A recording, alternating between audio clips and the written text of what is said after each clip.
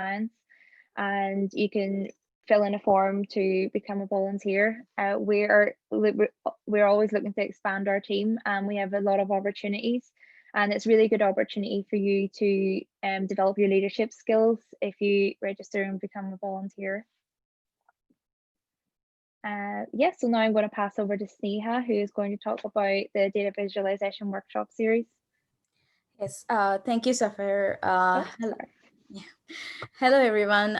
Thank you for coming to our data visualization workshop series. My name is Sneha. And yeah, in this series, we will be looking at various data visualization techniques. We will be exploring them through R, through Python, through Tableau, and through Power BI. The first workshop here would be uh, conducted by Sarah. She is already present in the panel. And the next series on through Python would be conducted by Vandana. Following that series, Indra would be taking over for data visualization through Tableau, and Aram would be conclude the series through Power BI. And yeah, so next slide. Thank you. So huge shout out to our amazing team of volunteers for putting together this series. We would not have this series without them, and all of them are present in our panelists. And you can ask questions in the chat sessions directly to them as well. And a quick round of housekeeping before we kickstart today's session. Safir, next slide. You can look at the code to today's session at this URL here. I will be sharing that in the chat as well in a moment. If you have any questions, post them in the chat, and our panelists would definitely answer them during the session. And if you're facing any issues, directly chat with the panelists and they will help you out. Finally, don't forget to follow us on LinkedIn and join our Slack channel. And for today, let's start with the first workshop, data visualization through R, and passing the control over to you, Sarah. Oh, thank you very much. Super excited to be here. So thank you, Women Who Code, for organizing this and inviting me to do a workshop. I've not given an online workshop before, so I'm a little nervous, but let's see how this goes.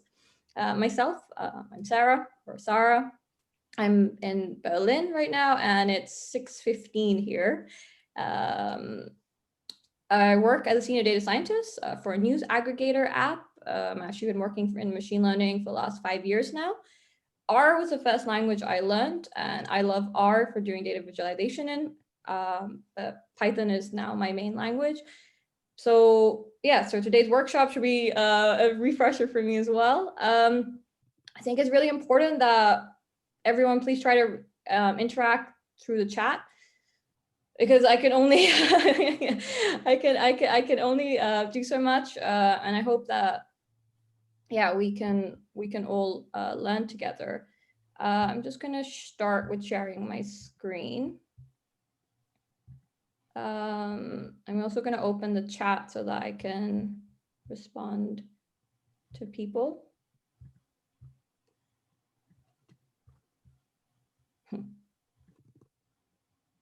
Can everyone see the screen?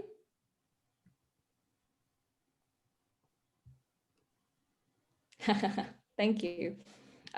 Maybe to start with, just so I have an idea about the audience, who here has used R before? Okay, thank you, Tammy. Okay. Okay, cool. And maybe the people that have used R, could you give me an idea of how your skill level?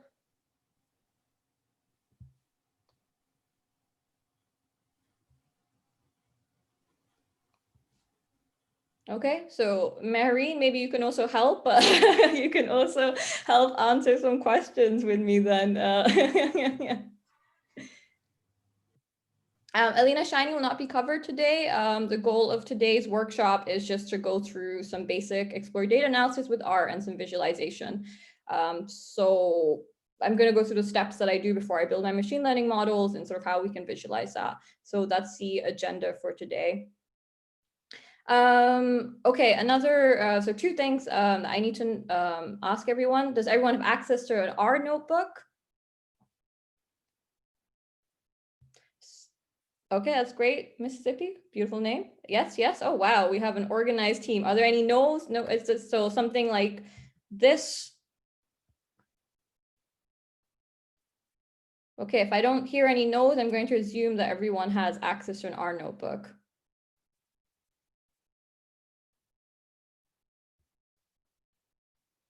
Okay, good. I like the start. I like the start. Okay, then in order to begin the workshop, can everyone open up their notebooks then? There are notebooks. And yep, can we start by just opening up I've based written all the code, but I can also write code as I speak as well. So yeah, can we make sure that we have the tidyverse library? And if anyone has any issues with that, just let me know.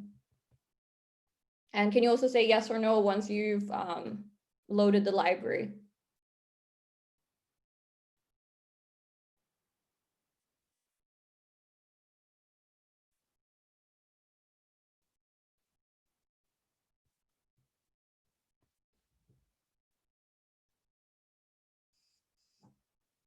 Yay. Maybe say loaded the library. I'm kind of seeing lots of yeses and I'm like, what was this yes for?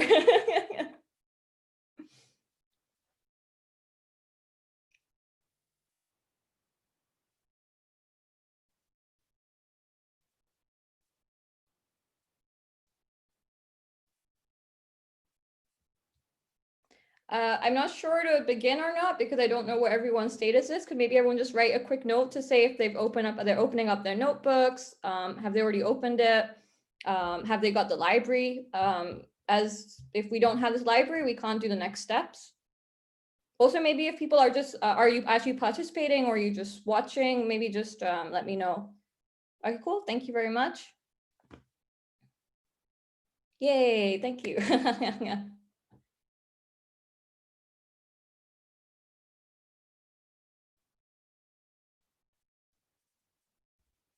I'll give another minute or so. Okay, if it doesn't work, have you tried running this line of code here? So install.packages tidyverse, that should install the package in our notebook. So install.packages and then the name of the package. Thank you. And try that, and if that doesn't work, then I'll share an R notebook with you. So this, for those, if anyone's interested, it's an online R notebook. I'm not using it for the purposes of today's workshop. I'm using my R notebooks locally, but I tested it really quickly and the libraries load. So if you can't get it working on your machine for whatever reason, please go to rnotebook.io. Okay, thanks. That's very cool, Tammy. But yeah, it's completely up to you. I think if people want to participate, then I will go at their speed. If people just want to sit back, that's fine as well. But just, yeah, just let me know in the chat. I can tailor myself to everyone's needs. Okay, I'll give it one more minute and then I'll begin. So yeah, so I think for today's purposes, I've split the workshop into two parts. One part is the data preparation that we need to do in order to do the visualization. And then the other part is the visualization itself. And depending on the group's interest and speed, let's see how many visualizations we get through. So it's really important with machine learning to start with the data. And this tidyverse library is really powerful and it has lots of data sets available. If you're interested in all the data sets available, you can run this line of code and it'll give you all the different sets available. I'm pretty sure everyone's familiar with Iris. That's a really popular data set. So data sets like that. For today, I've picked a data set called MPG. So if you can just run this line of code in your notebook, so head MPG, you can pick as many as you want, 1 to 10, and it should output this. So for those participating, if you could let me know that worked or not, that'd be great. Otherwise, I'll continue.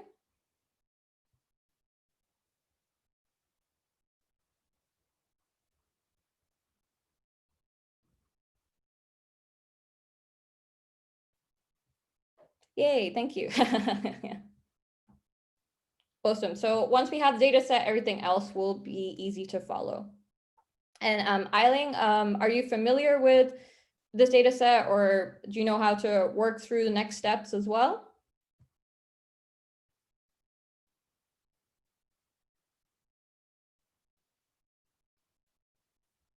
Okay, that's cool. So I hope you find this useful. MPG not found. Have you installed tidyverse? If you go through, it should be lowercase. So this, I'm guessing, will not work, but the lowercase should work. And if that doesn't work, what you can do is just go through the data set. Yep, sure. I mean, that's another thing I could do. I could just copy and paste my code if that helps. So one more thing we can do if we run this command of this line of code, data brackets, what this gives us is a list of data sets available. So you should see on my screen now all the data sets and everything that's, all the data sets, sorry, that are available. Diamonds is another popular data set. I did want to use that.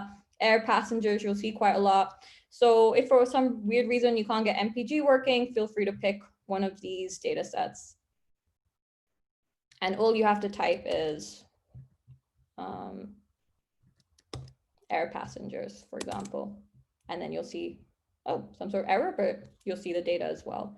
For today's purpose, we're going to use MPG. So yeah, head, or you could type MPG, and it should give you the MPG data set.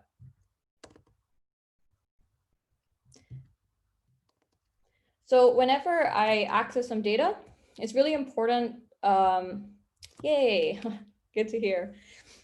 What's really important is because it's, so let's say, for example, it's MPG data set. I have no idea where this data is from, what this data is about. R does give some instructions, and we can go through that in a second. But let's say it's a brand new data set and we want to understand the data set. I start with some really quick checks. So for example, the dimension of MPG. So I'll just paste the code in the chat. And what this tells us is how many rows are in the data set and how many columns in the data set. So that's useful. I can start to understand how much data am I working with. Checking the structure of the data. Library tidyverse does not work. Okay, 1 second, sorry. Can you try this, Philez? I hope I pronounced your name correctly. And if not, then can you go on to our notebooks.io?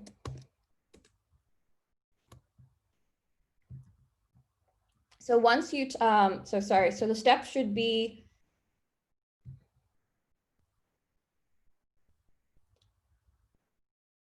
okay, that also should work. That doesn't work for me, but yeah. Yeah, it's cool. So maybe the head for some reason wasn't working, but that's great that it's working. So basically when you do install.packages tidyverse, then you have to do library.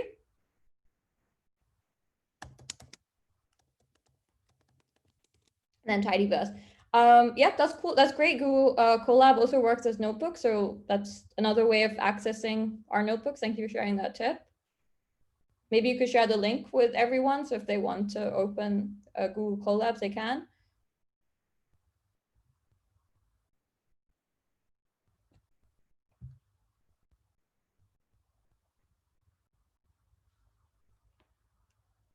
Thank you.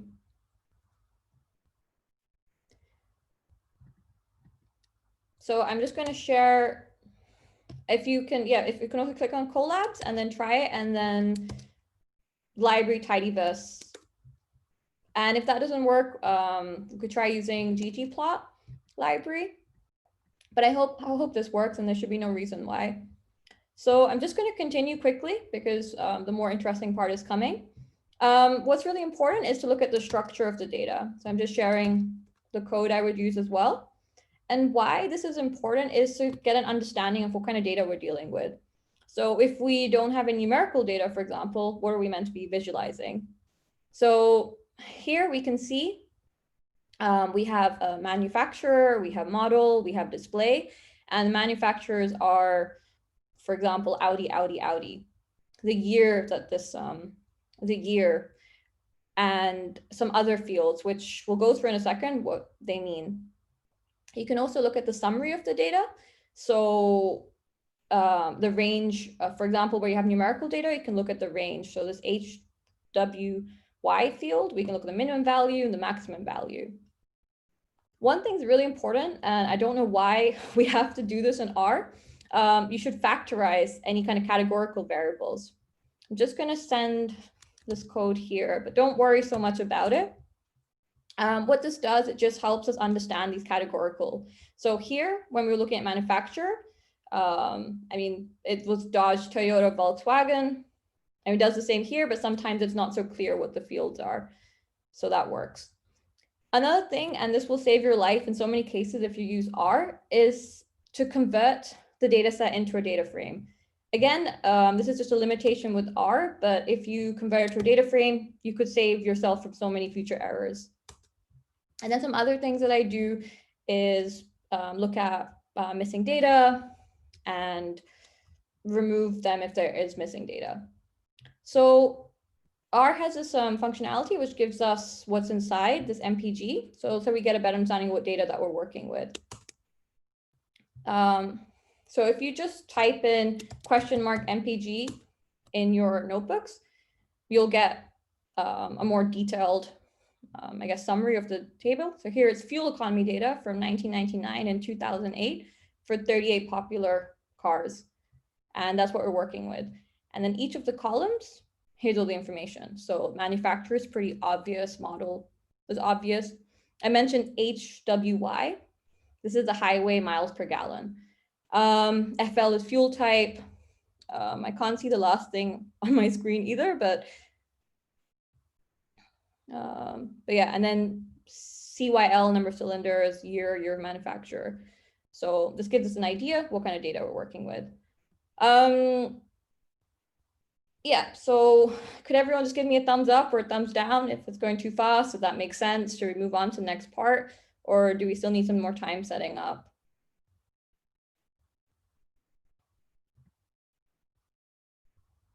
Thank you. Woohoo! Thank you. Anyone, like, the good thing about hiding behind a screen is that you can be really negative as possible as well.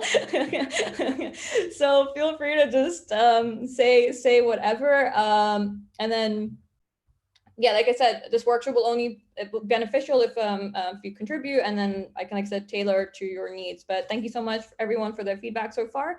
And yeah, let's move on to the fun part then. Just give me 1 second. Okay, so you don't need to create a second notebook. I just did that to sort of split it up. So that's great. We have the tidyverse library. Like I said, this may or may not matter, but it could make your life easier if you convert your data into a data frame and if you factorize the categorical data. So a little bit of theory, which I personally never thought about learning or doing until I did this workshop. While preparing for this workshop, I always just Googled how to plot something in R, and usually the code came up. But basically, it's very simple template that ggplot uses. And usually it's something along the lines, 1 second, sorry.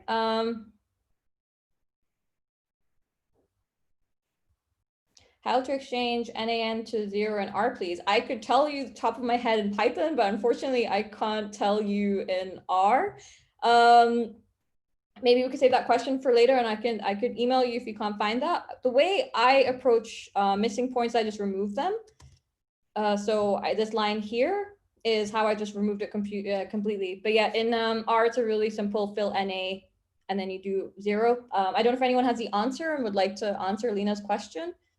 But yeah, I'm sorry, at the top of my head, I I don't know. I don't use R on a day-to-day basis anymore. But this here removes the variables. But yeah, I will definitely answer you after this workshop. Okay, so the graphing template is said, so we start with sort of a ggplot function where you ggplot include some data, and then you add a geom function to it. So I wrote down some rules. I hope this is useful for everyone who's starting out. So if you want to create a line graph, you write ggplot with the data, and then you use the geom_line function. If you want to create scatter plot, ggplot plus geom point. Oh, that should be histogram, ggplot plus geom_histogram. And then to do a scatter plot, ggplot geom_bar. And then to do a box plot, ggplot plus geom_box plot. So 1 second, sorry.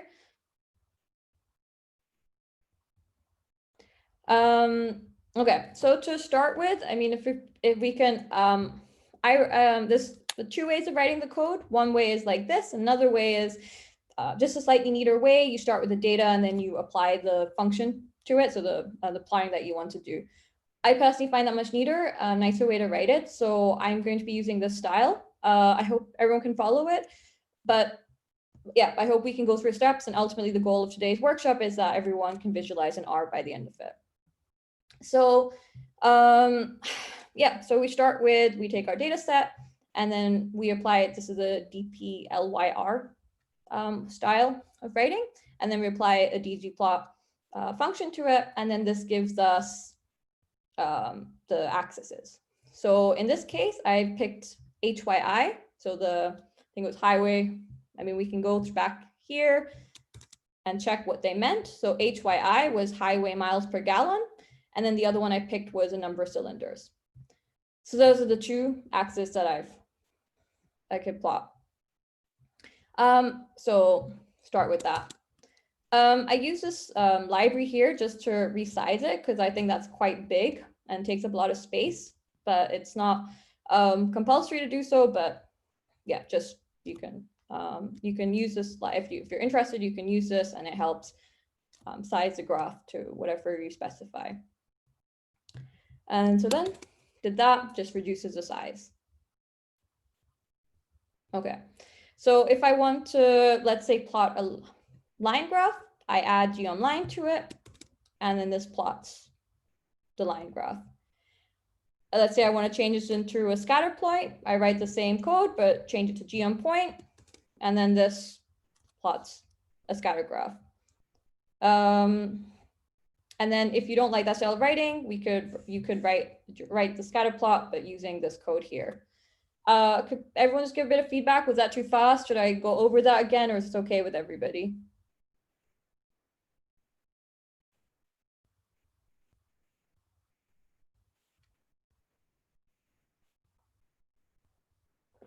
Oh, thank you. So have you managed to draw your, how good is your visualization? Okay. So I'm just gonna go over the 2 styles of writing again. I realized I didn't really code. So again, this is a data set, and using, I guess, like, I don't know what the official word is, but let's just say the dplyr way of writing. I do mpg, and then I do ggplot, and then you want to specify the variables you want to use. So on the x-axis, I want hwy, and then on the y-axis, I want, oh, I use display, sorry, my bad. And this, like I said, will just give the axis that we want to plot. And then depending what I'd like to do, in this case, I'd like to display a scatter graph, sorry. Then I can add plus geom point, and this gives me this gives me a scatter point. Another way of writing the exact same thing, and if this is easier to follow, let me know, is you use ggplot function and you enter the data that we're using. So in this case, data equal mpg. And then again, same concept, you add the geom point, but here now you specify the axis you want to use. So here my x axis is HWY and my y axis is display. And it gives me the same results. It's just two ways of writing the same thing. Like I said, I've used this style just because I find it neater, and it just saves us from writing this extra little bit of code. But maybe again, everyone could feedback what they prefer. But I think, like I said, the important for our visualization, it's important to follow this sort of this way of writing. So ggplot plus what are we trying to plot? So in our case, we just did a scatter graph, so we did geom point. Like I said, if everyone could just thumbs up and thumbs down, we can go over this again if everyone wants to, or we can move forward. But I will wait for everyone's feedback before moving forward.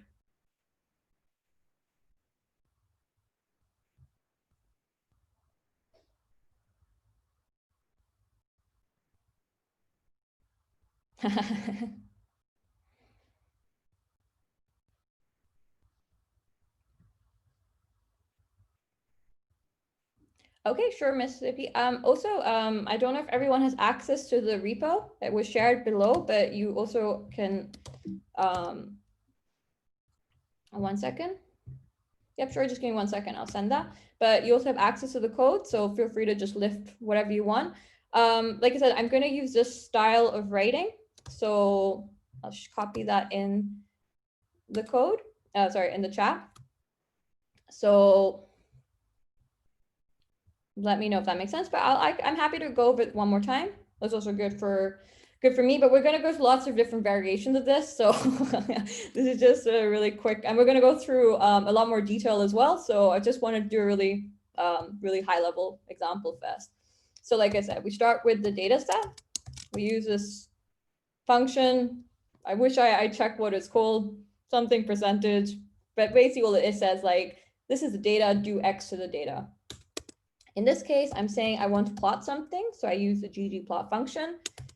I use its aesthetics, I think it is, where so I'm specifying the axes. So in this case, I'm using X, which I'm using WY as my X axis, and I'm using display as my Y axis. And then I'm adding, so this, like I said, will just give me the axis. And now if I want to plot this, I need to tell R what I want to plot. And in this example, we're doing a scatter plot. So I need to write geom point, and that gives the little dots here. And so we can see here where it's HWY is more than 40 and display is more than 2. That's that point there. We're going to go through lots of more iterations of this, so we can move on. And again, like if anybody wants to just go through the data, and if that helps, feel free to just put $MPG, and then you can have all the names in more detail. We'll call them.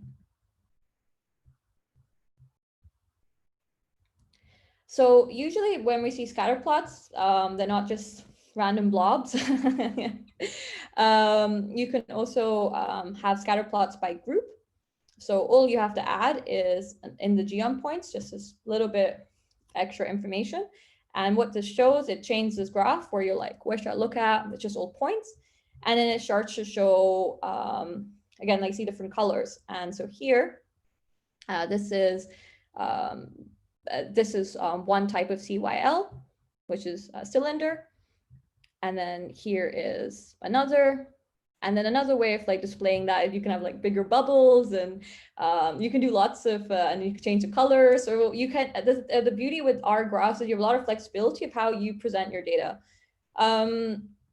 We can go through it right now. We can go through it a bit later. I would prefer if we go through some other examples first. But I just wanted to put this in here. You can see how you can like transform the scatter plots. And so I can paste this code for everyone to just play with. But basically, and if you want to make your graph really pretty, you can use this code here. But again, I have to start to see it's like we're layering, right? We start with the data, we plot the axis, we specify what type of graph we want to do, we specify the colors, and everything is customizable. And yeah, we're going to go through this in a bit more step by step, but just initial starting point. Yeah, could everyone thumbs up or thumbs down if you want me to continue, or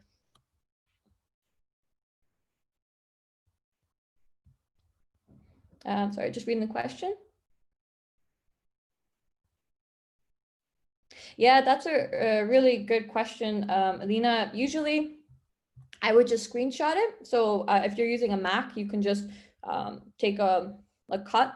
That's the best way. It's actually really annoying to output graphs, but you can also save these as PNGs. I sometimes do that in Python quite a lot, but then it's just as easy to just quickly screenshot it. And that's how I would present them to somebody. But again, Alina, your questions are really good. I wish I could answer them in Python, not R, but I can get that to you. But in Python, I usually save them as a like a PNG sometimes, and then I have a visualization folder, and then I share them. But like I said, it's just as easy to share them. What do you mean by dynamic interactive? What do you mean by dynamic interactive graphs? Like Plotly or more sort of dashboard styles? What do you mean? Okay. So I build machine learning models, and for me, my relationship with data is more a tool to understand what I'm working with. So I'm not again, my knowledge is more about how to visualize the data for what I need. I've not actually worked with D3. I've heard it's really popular in Python. You can oh, sorry, I lost my trail of thought. But yeah, Plotly is a really popular library that I use sometimes. That makes it really, really cool. But yeah, for me, I mainly just use static graphs. So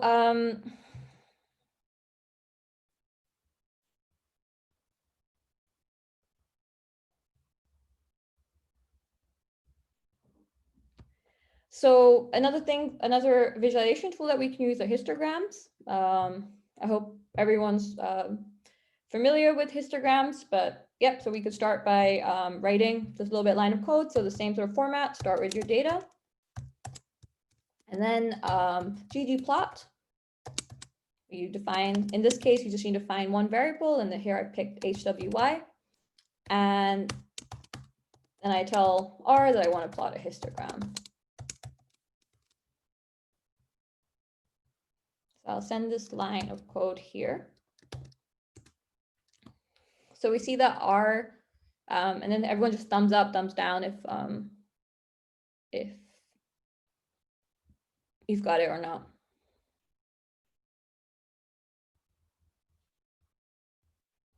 I like the B. Also, again, if this is too basic for people, let me know. We can move forward. But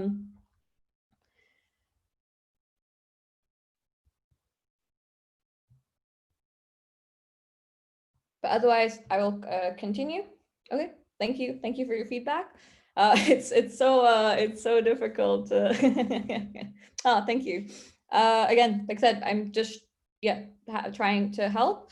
Okay, so we want to plot a histogram, and here we get this beautiful error, which always frustrates me. I'm like, what does this mean?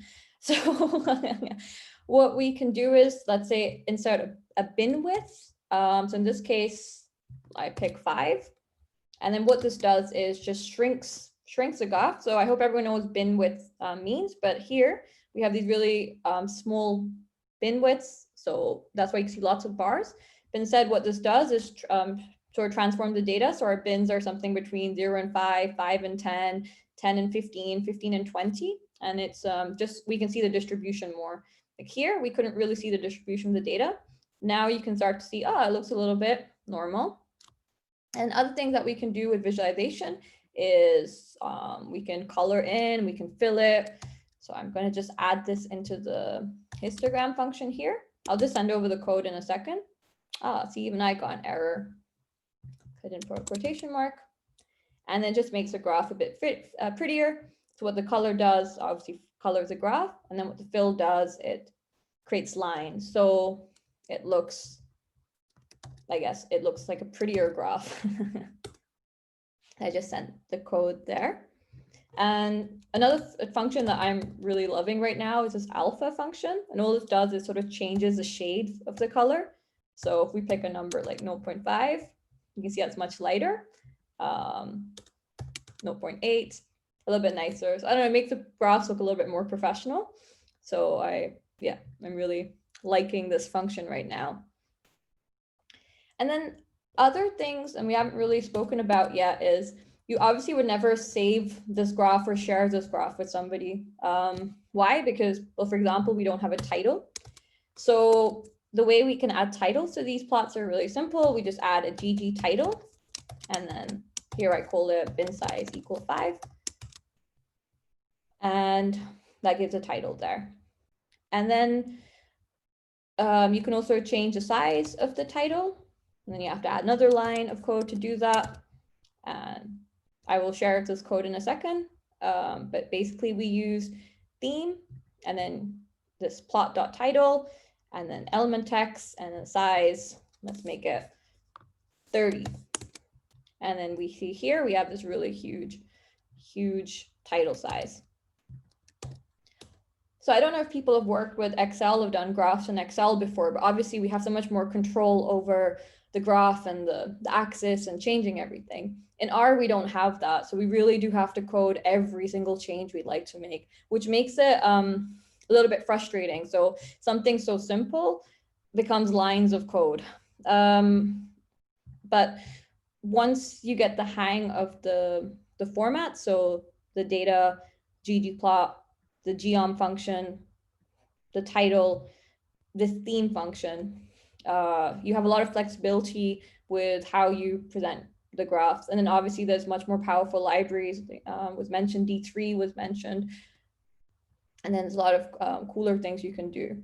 But for today's purpose, I was just trying to show some basic visualizations and how these can be used for building the machine learning models. So before I go into the modeling part, this would be my first step. The distribution of data is really important because if you have skewed variables, you don't want to include that in your model. You might need some transformation. So a histogram is a really useful tool for data scientists. Everyone okay with the histograms? Can everyone plot one? Should we move forward, or do we want to go over histograms again? Thank you. B, I love that. Okay, cool. Again, if anyone's just like, what the F, please also shout out in the chat. Like I said, it's a perfect opportunity to be like that.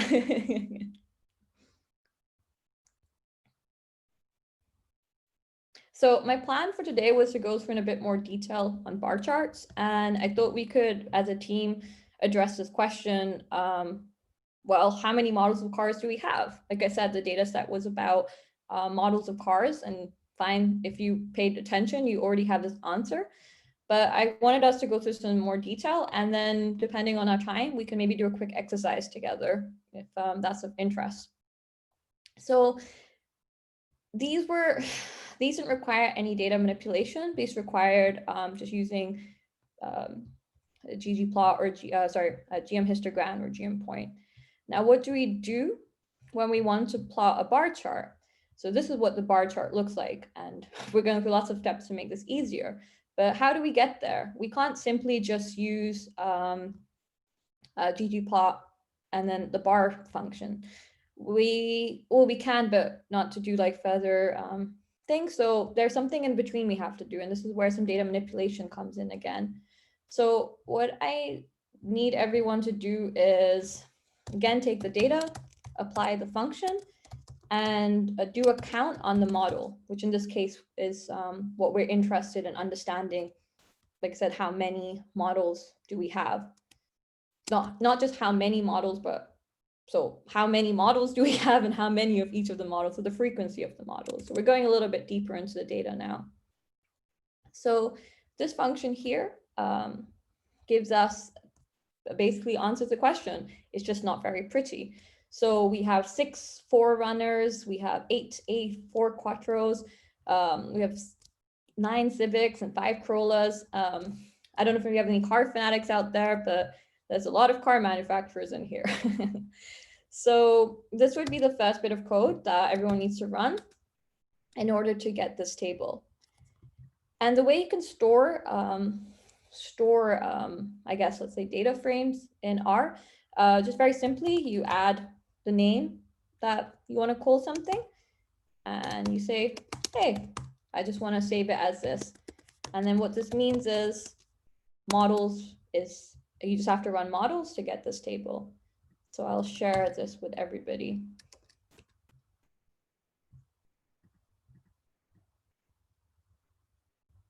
Is that all good for everybody? Let me know in the chat, please.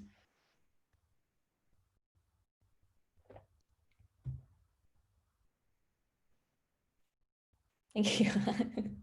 I feel like Eiling is our always answering first. If I had prizes to give out, I would give you one. But thank you for the feedback.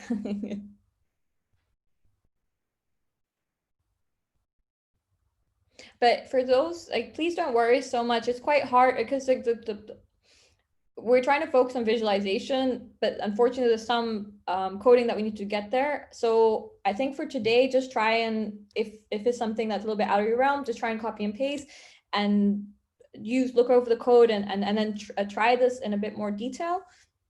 I've also not really spent so much time explaining how to get these data sets. I apologize for that. But yeah, there's so much we can do in one workshop.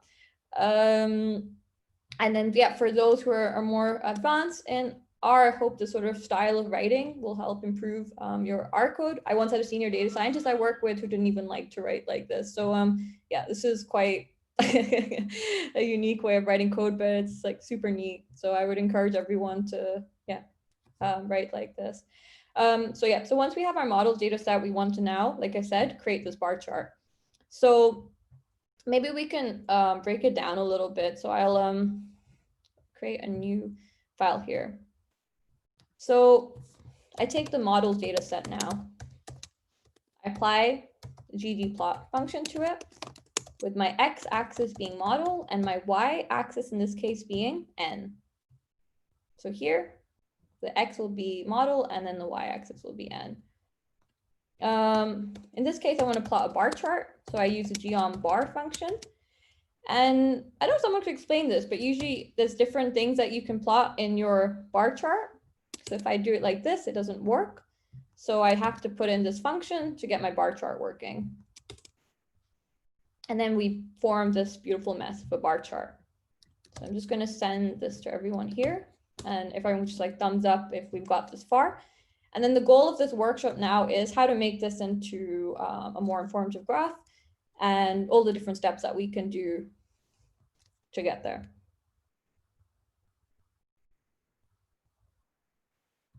And then, like I said, if anyone's interested in how to change the size, you can make it really small. The width could be 2, the height could be 2. Anyone can hardly see that. You can make it much bigger, the same height. Again, you can play around with whatever suits your needs. So that's a nice little bit of code if anyone likes that. But yeah, I'll just wait for everyone to just thumbs up or thumbs down. Otherwise I can go over this again.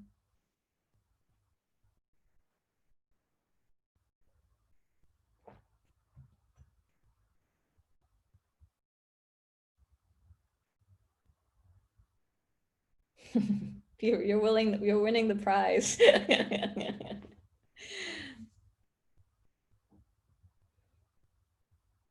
And if for some reason it's not, please just comment in the chat and then we can go over it. I just, like I said, I can only work with feedback from everybody. Thank you. Anyways, I'll just go. Yep, so that's what I was also saying as well. Without this, the bar chart the bar plot doesn't seem to work. So if you see here, stack count must be used. Again, I'm unfortunately a little bit rusty with my R, so the detail is no longer, but it's just something that we have to use in order to get the bar chart working. It's usually mainly used when you don't specify the frequency, I think. But without that, the function doesn't work. So, and then I'll show in a bit more detail the more that we'll add to this as well. How to remove outliers in a histogram? It's a really good question. We'll go through some box plots in a bit, and then we can see in the box plots how we identified outliers. So usually when I want to remove outliers, I would code that so I could define what the outliers are, and then I would remove them doing that. So box plots are a really powerful way, and we'll go through that in a second. But usually, yeah, you have to, I mean, you can also use some algorithms to identify outliers, but usually it's easier just to identify an outlier and then remove it. But we'll go through outliers and box plots in a second.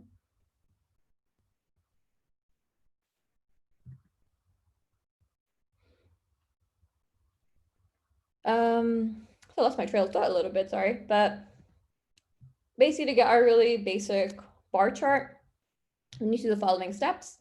So I'm just going to resend the data that everyone needs. So please just copy and paste that. And then once you have this models data frame, write it here. Apply the function, ggplot function. Define the x-axis, which is y in this case, the y-axis, which is n, which is the number of everything that every car manufacturer. And then in this case, specify the geom bar. And something didn't work this time. I didn't put a comma. And then voila. If anyone's having any errors or something, please share them. We can stop and fix them together. But otherwise, I'll move forward.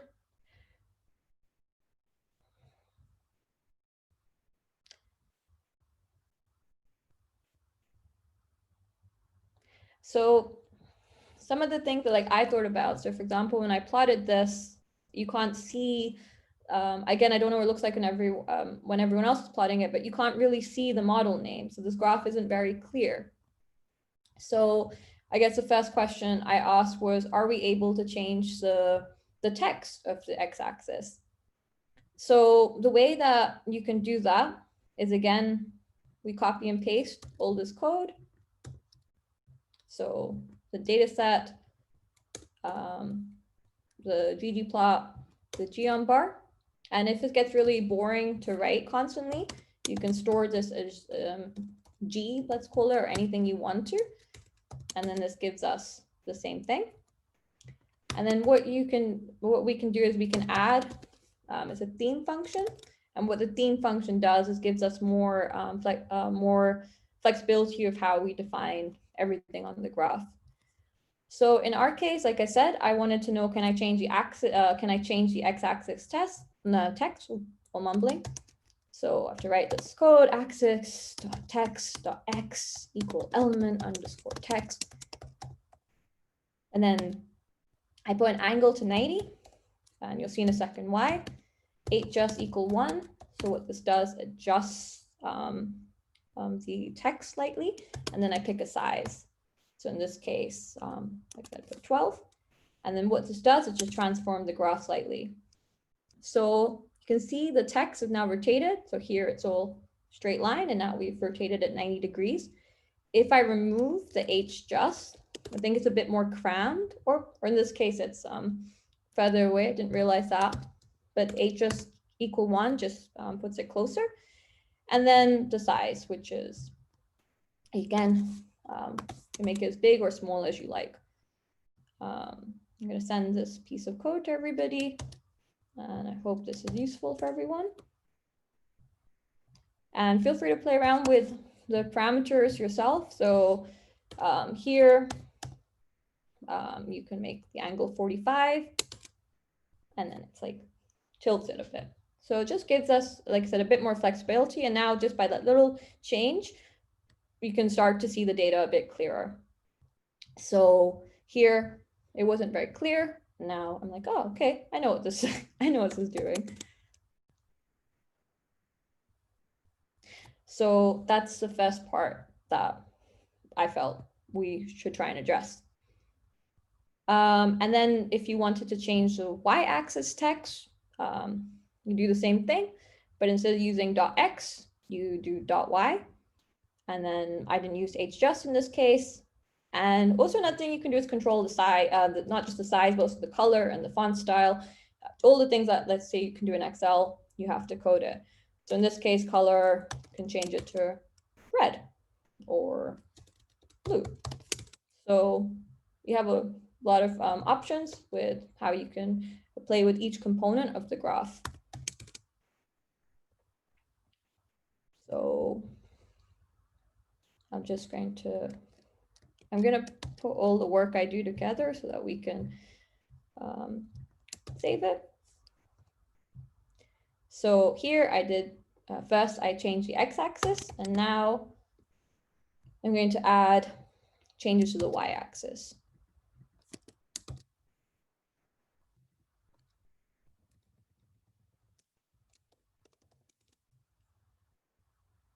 And so again, if I want to play with the angle, I can. So just feel free to play a little bit yourself with it. Could everyone just give me a thumbs up or a thumbs down? We can go back a step or two if it's gone too fast. Just please let me know.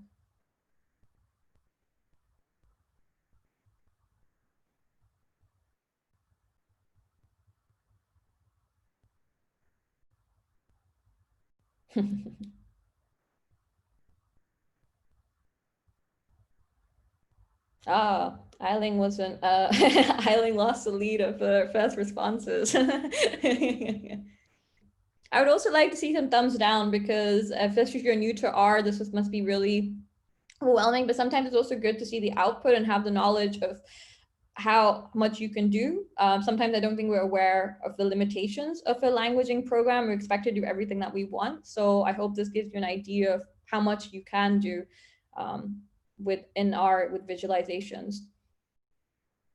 So thank you everyone so far for your feedback, and I will continue. And again, if you want me to speed up as well, just let me know. Like I said, tailoring to your needs. So another thing which is really important, obviously, when we're looking at graphs is the labels and having something more meaningful.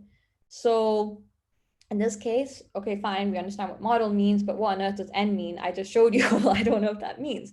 So we could change the names for the labels. So again, we take this bit of code that we had before, and now we add the X label to it. So very simply, it's X lab, and then the name of the label. So in this case, I've called it models. And then I also want to rename the y-axis, so I call it Y lab, and then rename that. In this case, I'm going to rename it to frequency. And then it's changed the graph to from what we saw before to here's some models and frequency axis. So it's again making a bit more sense. Another thing we can do is I'm happy to share the code. I'm not sure what everyone's using, so I'll just keep pasting so we can keep iterating.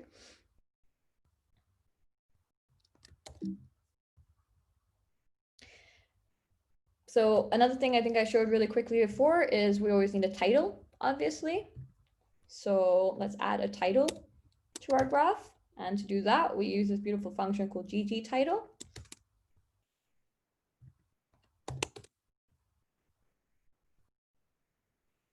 And as you can see, I've lost all my history, so I will just quickly check what's happened there.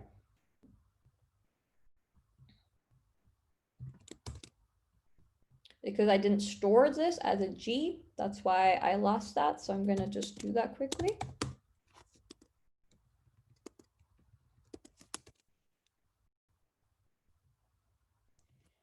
And now I'm going to add a title. So in order to do that, I use ggtitle and then add the distribution.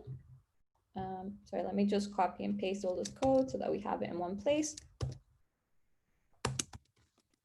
So ggtitle, and then the name of the title. So here I call it distribution of the 38 of the car models.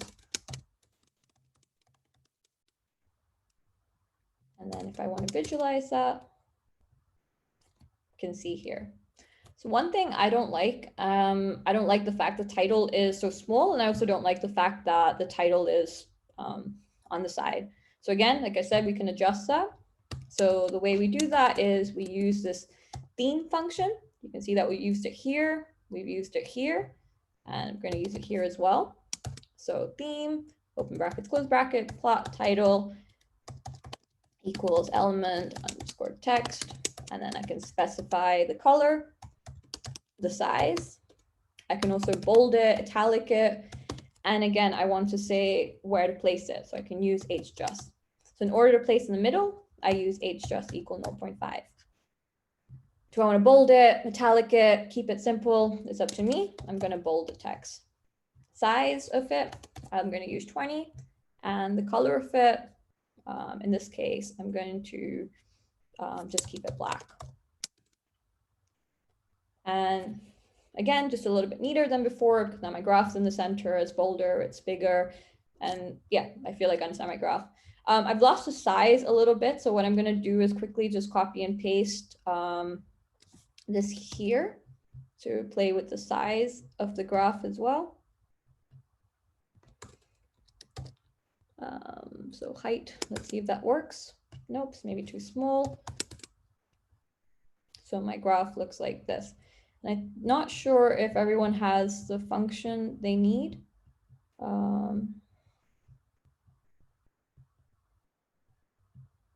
This here's, sorry for just scrolling up like that. I will send everyone the code and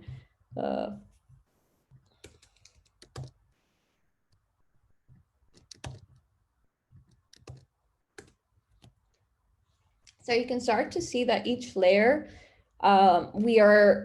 we're building the graph step by step. Again, this can obviously be a lot less code, but I just wanted to go through each step and, like I said, show all the different options that we have when it comes to formatting the graph. So I might make the size for the X and the Y axis the same. I broke something. So live coding sucks.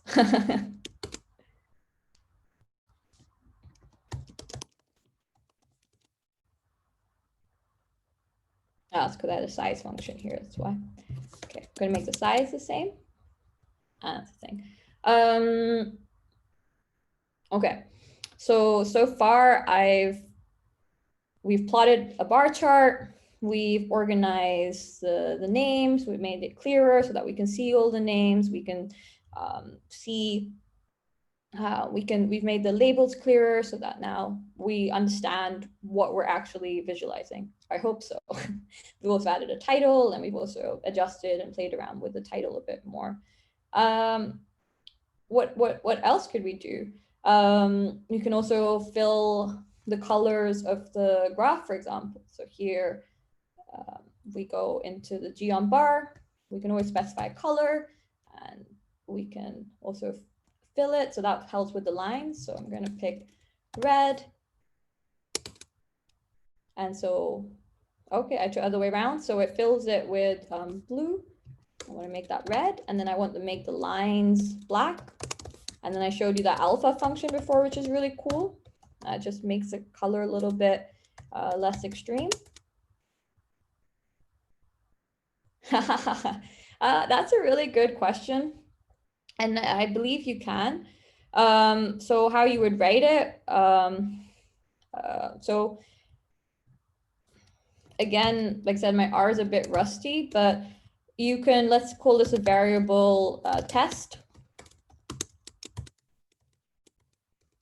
And your GG title, let me just copy and paste this code really quickly. You would just put in test here. So basically what you'd have to do is create your variable with the dynamic, with the field that you want. So this test here, I can't remember at the top of my head how you write that. I can't remember how you concatenate in R. But yeah, so if you're able to do this, and then you can just put that in your GG title, and that will update. So this could be distribution of whatever the dynamic part that you include here. So yeah, we have a lot of functionality. And again, maybe for different graphs, you have to have different titles and different sizes and whatever. So all that can be dynamic. And it just means that once you write your template, you just have to adjust it. And you can do that all dynamically. But yeah, I'm really sorry about not being able to answer all these last minute questions. I really, yeah, it's so funny. Like you change languages, and it took me so long to switch from R to Python, and now it's hilarious that I can't switch from Python to R anymore. So I apologize for my R. I'm not being able to do ad hoc questions, but I can always get the answers if needed. So where were we? So yeah, so like I'm showing, then you can just fill in the cover. So I'm gonna just send this code to everybody so that you have it. I'm gonna ignore the options part. I'm not sure if it's gonna break on the machine, but as you can see, you can have a really beautiful looking graph with just 10 lines of code. And then other things that you can also do, like I said, so you can fill in the graphs, you can fill the color. Not sure if anyone's interested in this. If you are, give me a thumbs up. Otherwise, I'm a bit afraid of going through this right now. Is you can sort the order of the graph that we're in. So for example, sometimes you want to sort from ascending to descending or vice versa. So you can also do that as well. So I will only go through that if anyone's interested. Otherwise, we can move on to the exercise.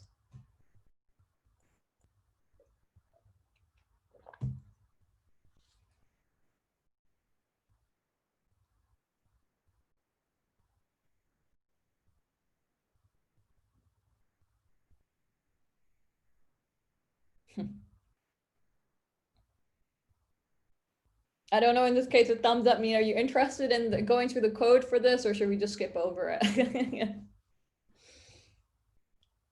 Okay, thank you. I will absolutely do that. Okay, so the reason I started off with that data set where you saw the list of models and the frequency was so that we had a little bit more flexibility. So let's just, I apologize, everything's become a little bit messy as well. So I hope it's okay.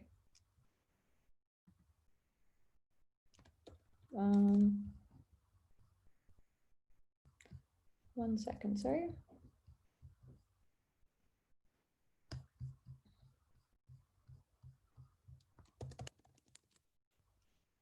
Okay, so this data set here, that's what we started with. So in order to order it, we follow the same steps. So what are the steps? We take the data. So I'll also write this out. So our data, in this case, which is this reduced data set, the models, we apply a ggplot function to it. Again, here we have to specify our x-axis and our y-axis. I'm just gonna give me 1 second before I start filling that. And then we have our geom bar.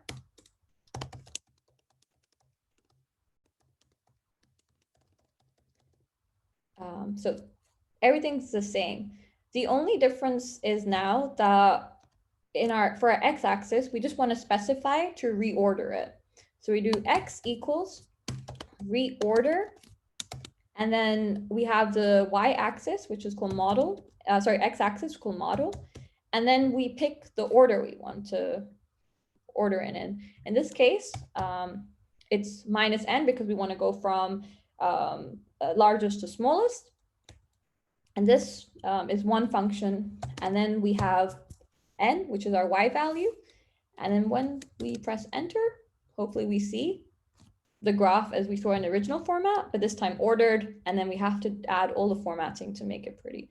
So it's this little function here, which is what we need in order to order it. And if I remove the minus, you can see it changes the other direction. So depending how you want your graph to look. In this case, I personally prefer it like this, ordered by the name of the models. I think it's much neater. I don't love this just because it starts to flatten really quickly. I don't think it's the prettiest looking graph, but this is a really important function to have in order to, order your graphs. So I will share this with everybody. So let me know if you get it working. So again, just here in the reorder. So if you want to start from largest to smallest, you just put -n. And then you can just add, copy and paste.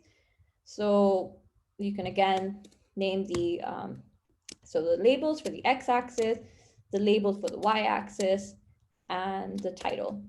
So I feel like this is relatively straightforward. XLab, YLabs, GG title. What gets a little bit more annoying and a lot of coding and looks really overwhelming, but ultimately it's just a set of instructions, is this theme function. And what this theme function does, and if I can put it all together, it takes the text. So here, the models, the frequency, we can also adjust. We can also adjust those. Also, we can adjust, like we saw before, the labels on the x-axis. So it's so intricate how much we can play around with. But in this case, so here I use axis.text, and then I tidy this up. So I'm going to send this code, and then again, if you want to play around with the colors and the fill, you can even pick really funny colors like gold. Looks quite nice. Color, you can see American spelling. And then you can visualize your graph this way. But yeah, lots we can do to make our graphs look pretty. You can also play around with the backgrounds as well. You can have different panels, but I'll share a full list of instructions of everything that you can do with theme. And there's also themes that you can use, which exist. So minimal. So you saw it gets rid of the gray background. I think another really popular one is BW, which I don't see the difference right now, but I'm sure this now I think it just tidies up a little bit. I personally prefer to code my own themes, but again, lots of information on them, and I'll share some resources at the end as well. Was everyone able to order their graph? Did that function make sense?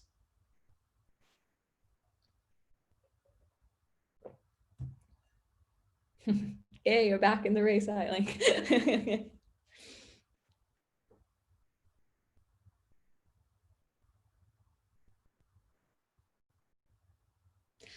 But again, no worries if it didn't. It's a bit, like I said, it's really annoying code. It took me also, I was like, how do you do this? It takes a bit of time, but again, the goal is more, can we plot a really basic bar chart?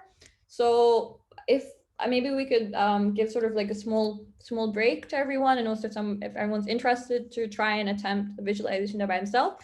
So my suggested exercise would be so we draw a horizontal bar graph. So we've done a vertical bar graph. Can we draw a horizontal bar graph? So if anyone's interested, we can do this exercise together. And maybe I'll give everyone 10-15 minutes to try and do that. Otherwise, we can just take a short break. I'm gonna grab some water. Is that okay, organizers? Yes. Yeah. Sounds good, Sarah. Yeah, we'll just, yeah, so so I'm just gonna grab some water really quickly and just take a sorry. So I'm gonna I'm gonna continue. I don't know if anyone did the exercise or not, but I'll just quickly go over how you could flip the graph. All you have to do is add another beautiful line of code called coord_flip, and it flips the graph. You can also just use model, not the ordered version, and the graph just flips. So it's a little useful bit of code to have, and I'll also send that in the chat. Sorry, Sneha, I was too fast in asking, but I think everyone just went off for break. Okay, so that's bar charts. I hope that was a useful summary of what we can do with the bar charts, how we can adjust them, order them, play with the axis. So again, play with the components of your graph and make them look the way that we want to look. One of the questions that were asked before were around outliers. So for that, box plots are really useful. I'm not going through how you can actually define the outlier, but how we can just use box plots to show the outlier. Is everyone here familiar with box plots? Can I just get a thumbs up? We have half an hour, 28 minutes left. So let's keep energy levels high now. Yay, okay, awesome. Some from Tableau, okay, that's cool. I didn't know Tableau could do box plots, but that's cool. Okay, so box plots are a really, really powerful visualization way of visualizing a lot of data, especially to understand the distribution of data. So again, we're going back to this highway per miles per gallon code.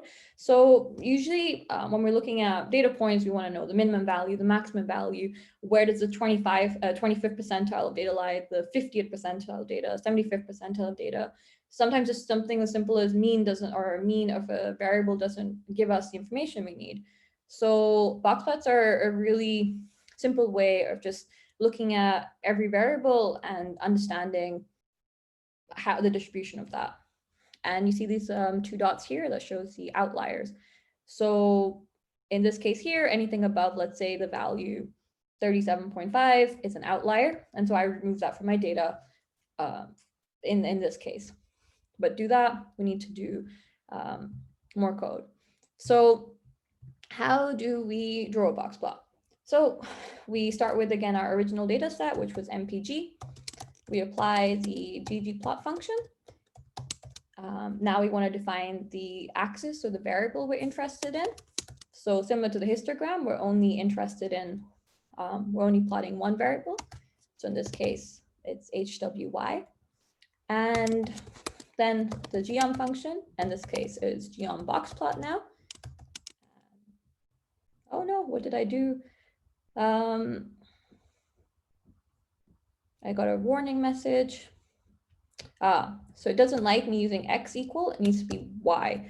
This is a limitation, but as you can see here, we have now a very a massive plot of the box plot. I'm gonna send this code to everyone, and everyone just give a quick thumbs up, thumbs down. They were able to plot that.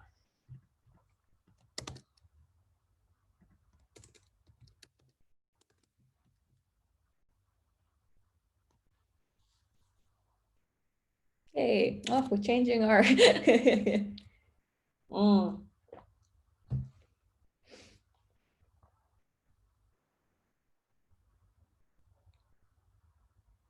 Let me know if you want me to go over that again. Happy to do that. So I'll go in slow motion. The data, in this case, a ggplot. We define like the variable we're interested in. So in this case, like I said, it's HWY. Feel free to replace that with any of the numerical fields. Then geom_boxplot. And that gives us a box plot.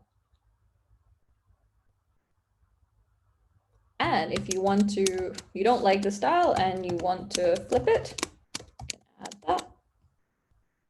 And voila, it flips the box plot. You can also adjust the shape of the plot as well.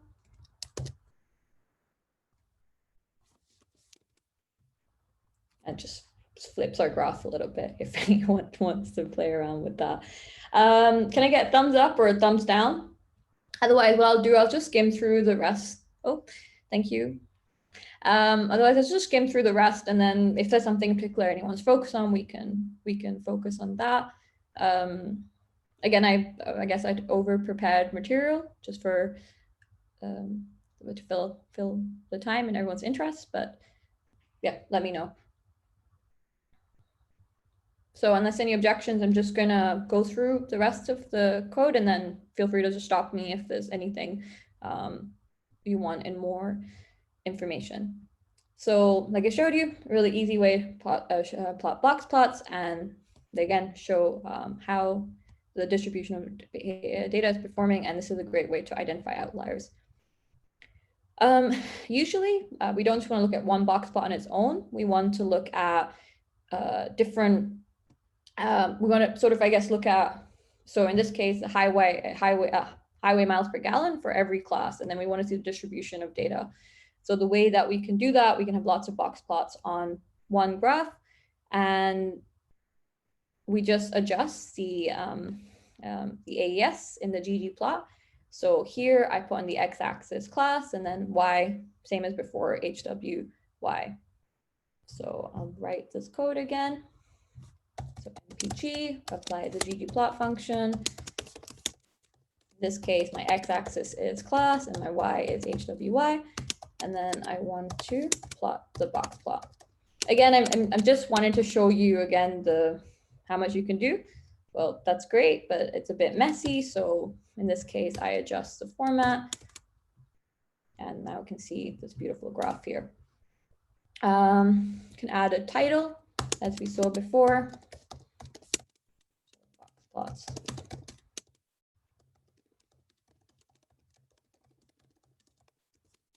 And then this gives the user, well, what exactly we try to plot. And then can also do a lot of, you can play with the theme field to adjust all the little components of the graph. So it's just a bit clearer.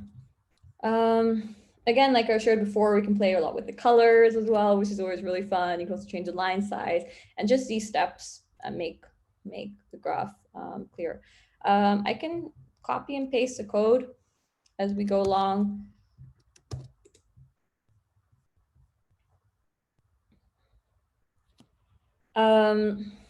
Again, maybe a little bit out of scope, but you can also control the axis. So let's say you want it to start from 0 and not it randomly assigning that. You can also control that. So in order to do that, you can add breaks and limits. So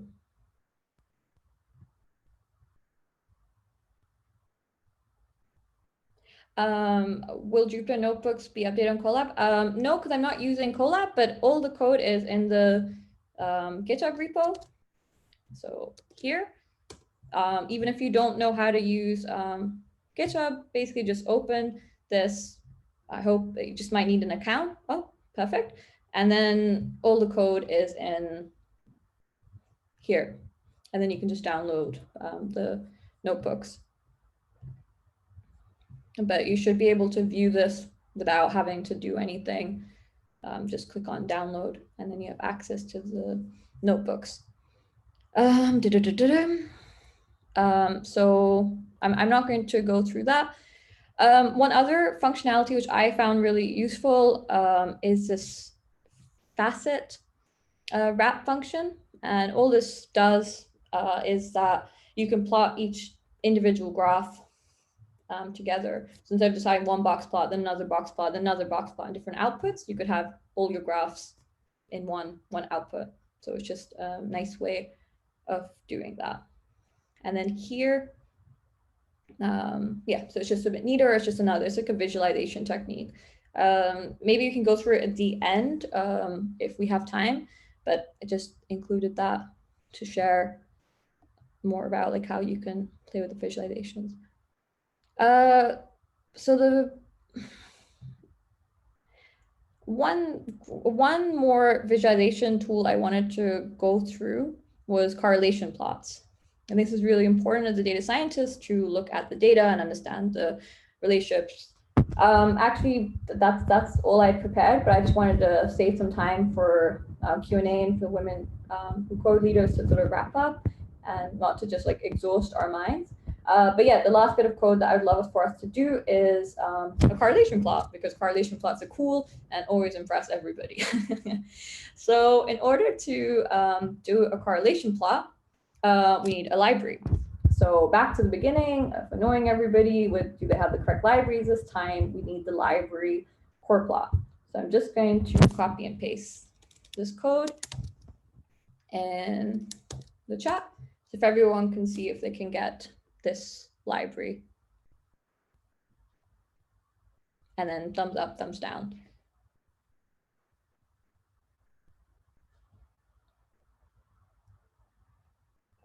Yay. It's our last plot for the day. So even if everything else didn't make any sense, this is, everyone should at least attempt the correlation plots. Yeah.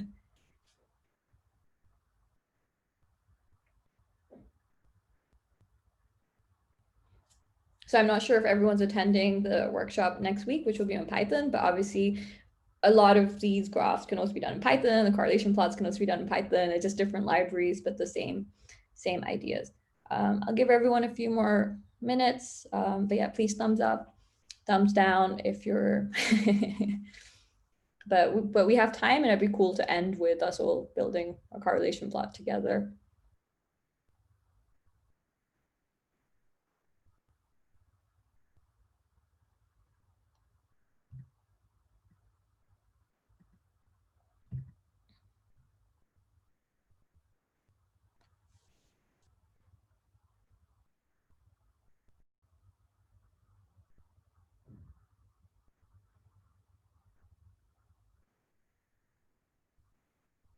So the correlation plot was really cool. Is this year we're going to just do like a few lines of code, and then we'll have a really good way of seeing all the data. So if I've only had 2 people, thumbs up. Says it's not writable, but following along. Oh no, why? What are you using?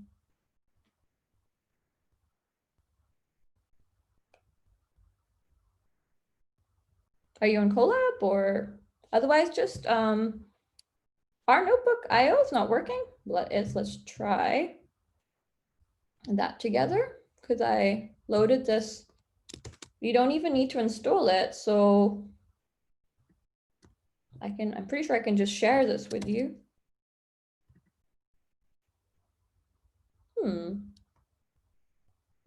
It's also taking its time. Maybe something happened to the R notebooks.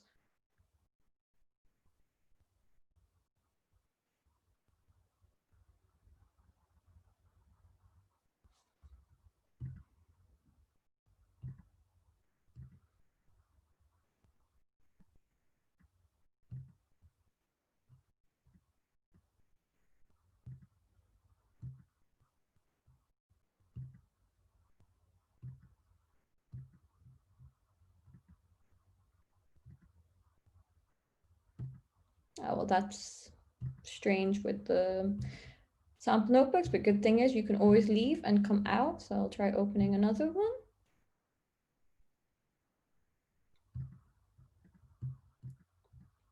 Half the fun of our jobs is just installing packages, I swear.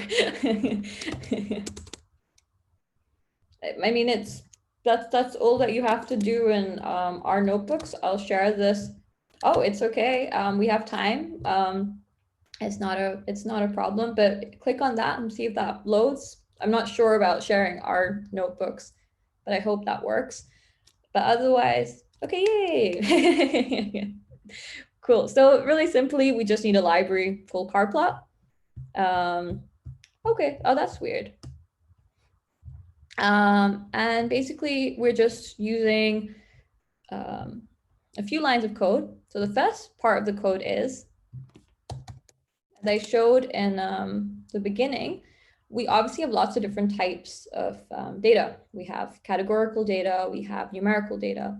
So correlations are obviously only between numerical data. Like what could be the correlation between Audi and A4? I mean, we can conceptualize it, but we can't actually compute it. And so R responds in the same way, and it only wants numerical data.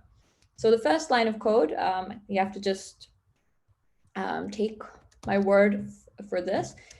It's to subset the numerical data. And running this line of code, which I'll share in a second, we reduce the data set to only the numerical data columns. So I'll share that here. So that's the first part of the code. And then once we have our numerical data,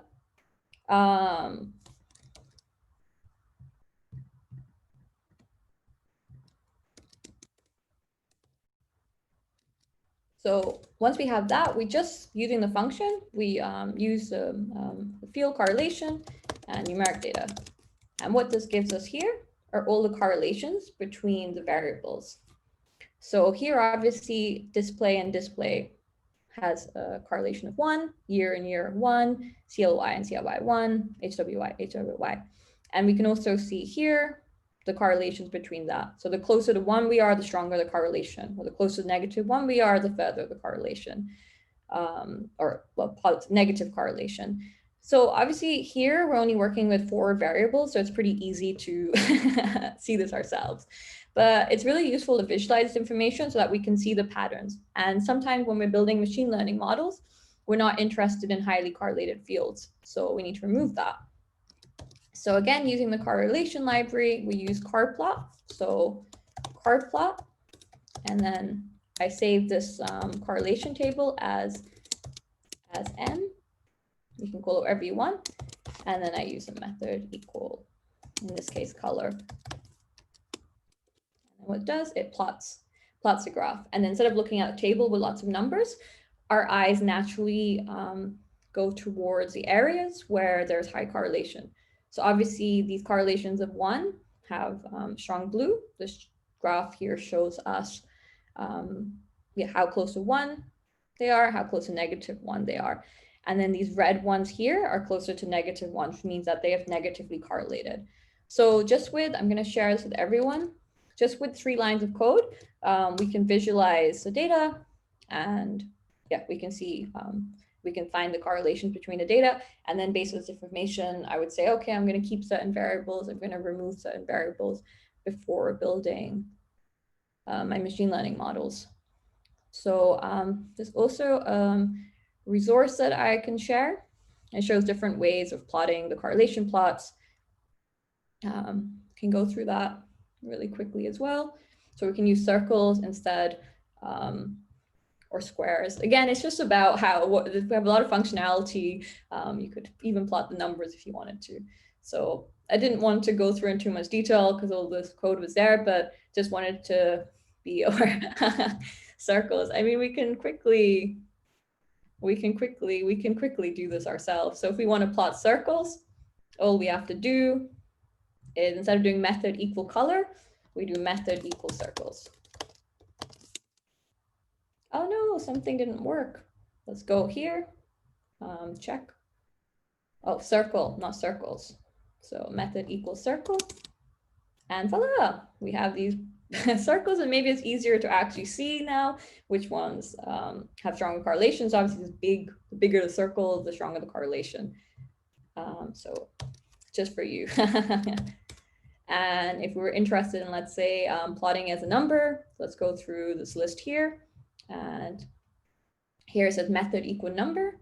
So we change the method here and put number. And voila, we see numbers. And again, some of these colors we might not be a fan of, so we can do a lot of work to adjust the colors and settings, but it's not something that I planned for, unfortunately. And also we are running a little bit out of time now. So I'll share that as well.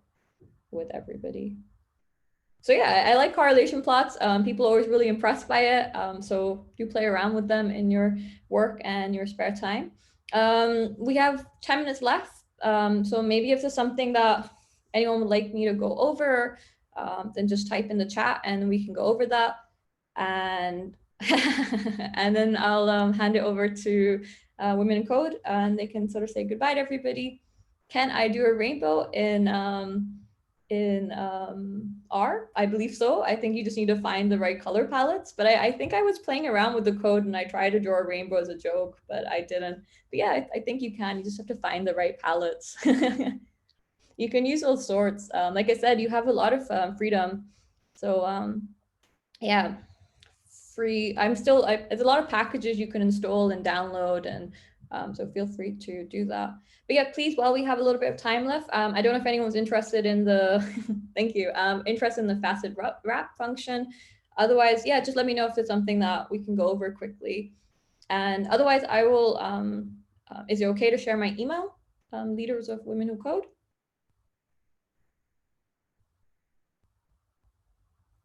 Okay, I'll share my email. So some of the questions that you had, you feel free to drop them and I can answer them. It'll take me just 1 minute of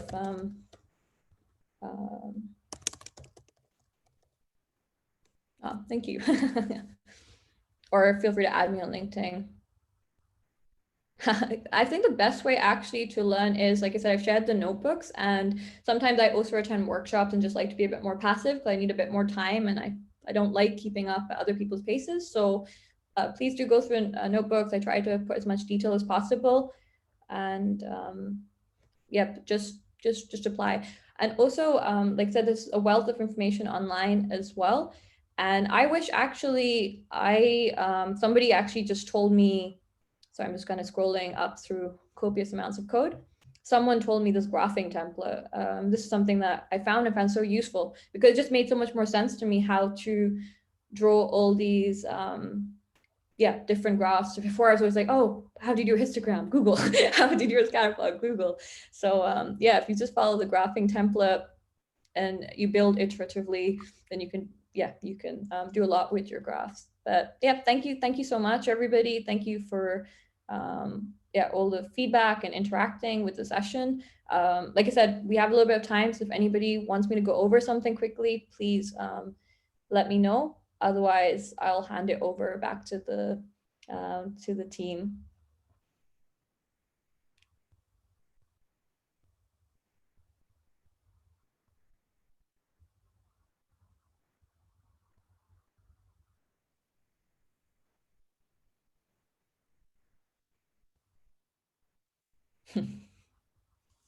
I'm gonna say be in my day-to-day life now. Be everything's so be. But yeah, actually, I didn't put this in the notebooks, and maybe it's a bit overkill, but this is maybe a good, quite a detailed, our notebook on plotting and I try to go through this as much as possible, but I'll share this with everyone as well as a resource. And another really interesting resource that I found was this, it's called Drive ML. And I think it just does a lot of the EDA that you need to do, especially data cleaning and feature engineering. So if anyone's interested in developing themselves as machine learning experts, and feel free to go through this as well. It just shows how to look at data, and it's another way of just visualization and all the plots and information we need. So something that I wanted to present, but maybe it wasn't really in the scope, is, for example, when you build these machine learning models, how do you visualize them and output that? So yeah, maybe another workshop for another time, but I will also share this with anyone just to overwhelm everybody. Otherwise, thank you so much, everybody. And like I dropped my email, so feel free to either add me on LinkedIn or drop me an email. Always happy to answer questions. Which I like R. To be honest, I prefer R for visualization just because of the flexibility that you have, and ggplot is such a good tool and library to use.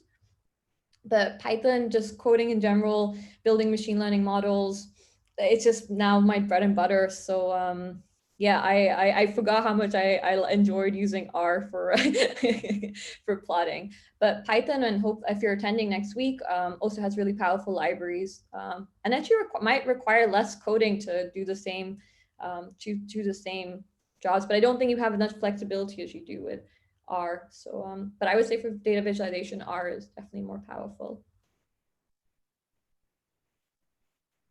I'm definitely not a Shiny expert, but I think that's really good feedback to the team.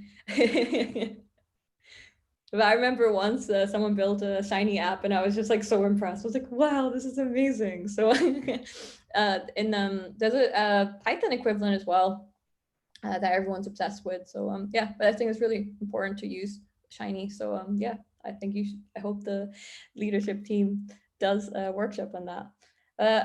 Yeah, thank you so much, everybody, and I will now pass it back on to the core Women Who Code. But yeah, thank you, everybody, and hopefully, yeah, see you all in person or speak to you soon. Bye.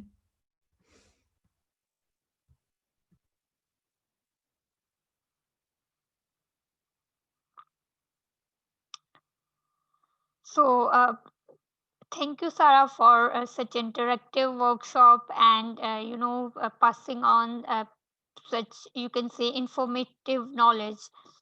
And thanks to team for joining too.